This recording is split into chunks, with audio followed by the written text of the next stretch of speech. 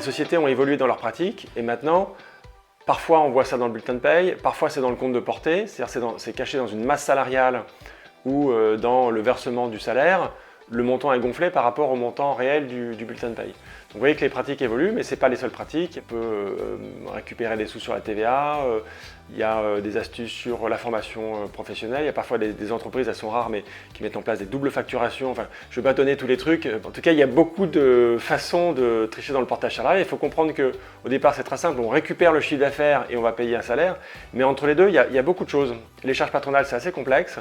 La fiscalité, ce qu'on paye, il y a par exemple des taxes légales qu'on peut enlever, mais le calcul lui-même des taxes peut être biaisé. Donc il y a le milieu du portage fourni d'innovation sur la façon de pouvoir prendre des frais cachés.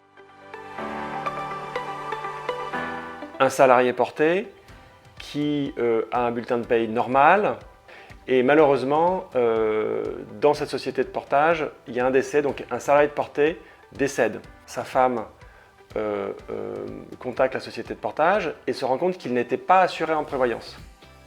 Donc ça veut dire qu'il payait les cotisations de prévoyance, on peut vérifier sur le bulletin de paye, elles étaient au bon niveau légal, mais l'entreprise de portage ne les avait pas payées, il n'avait pas déclaré les salariés et n'a pas déclaré le salarié en prévoyance. Voilà un exemple qu'on ne peut pas détecter sur le bulletin de paye. Et ça, voilà, des exemples comme ça, j'en ai une dizaine. Ben non, c'est le plus facile. C'est évidemment le plus simple. Enfin, en portage, en plus, c'est très basique, hein. Quel que soit ce que veulent faire croire certains lobbying. Bon, voilà, c'est basique en portage. Et puis tout le monde le comprend. C'est-à-dire, il y a le chiffre d'affaires, il y a les frais de gestion qui sont négociés, en fixe, en pourcentage, en ce qu'on veut. On enlève les frais de gestion et sur ce qui reste, c'est pour le salarié porté. C'est du montant disponible pour le salarié porté. Il n'y a pas des charges de l'entreprise, il n'y a pas de taxes.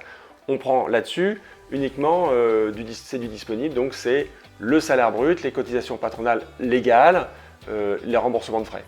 Voilà. Et puis éventuellement les avantages type CSU, ticket restaurant, etc., etc. Donc c'est hyper simple.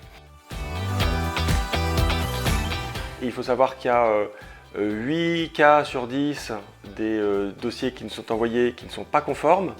Donc c'est pas du tout un luxe que de vérifier, voilà, simple précaution. Ça n'empêche pas d'avoir une bonne relation avec vos sociétés de portage salarial.